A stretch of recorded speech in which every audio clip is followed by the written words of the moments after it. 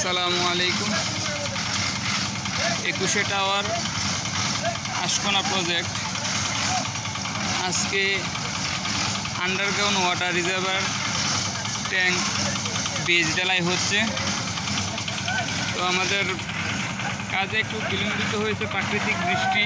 আশা করি বৃষ্টির এমন কোনো ক্ষতি হয় নাই। আল্লাহর রহমতে যেহেতু কম আসছিল সেহেতু আমাদের ডালায় কোনো প্রবলেম হয় নাই। আমরা ডালাই প্রায় শেষ পর্যায়ে। এখন যারা আসতে পারেন নাই